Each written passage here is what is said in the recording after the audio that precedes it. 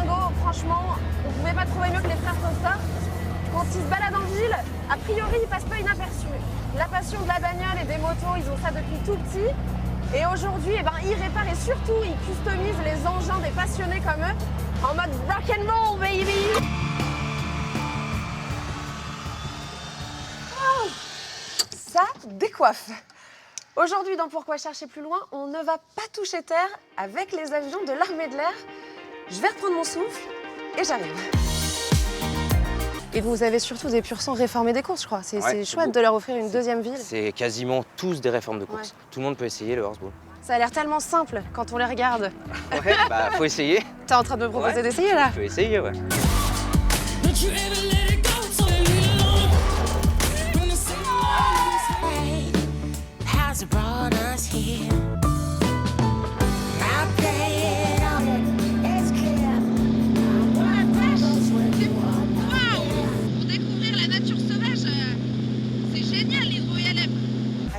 Tout le monde connaît Eric Vasseur parce que c'est un voisin sympa, mais surtout parce que l'héliodrome star de la région, eh ben c'est lui. Alors il a commencé comme ébéniste, meilleur ouvrier de France à 25 ans, et puis il est devenu designer, et il s'est toujours attaché à une notion que l'architecture néglige parfois, l'environnement dans lequel sont implantés les bâtiments.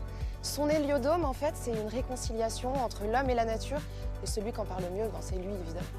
Je recherche quelque chose avec des travaux, quelque chose qui aussi n'a pas été trop touché par les dernières générations. Quelque chose qui Dans reste son jus. dans son jus. Un peu brut, parce que toi, c'est ça ce que t'aimes. Toi, t'aimes mettre la main à la pâte, bricoler. À ne plus en finir. La célèbre carrière de Rainval, devant nos yeux, Eh oui, depuis 1880.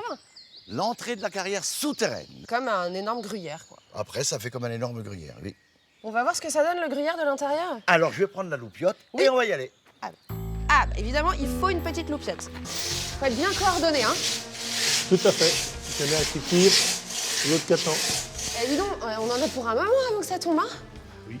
Bon, en attendant, vous allez faire un petit tour du côté de Lunéville. Après des années passées sous terre, Nathalie a choisi de prendre un petit peu de hauteur. D'abord spéléologue, elle est aujourd'hui cordiste. Et c'est comme ça qu'elle a rencontré son mari.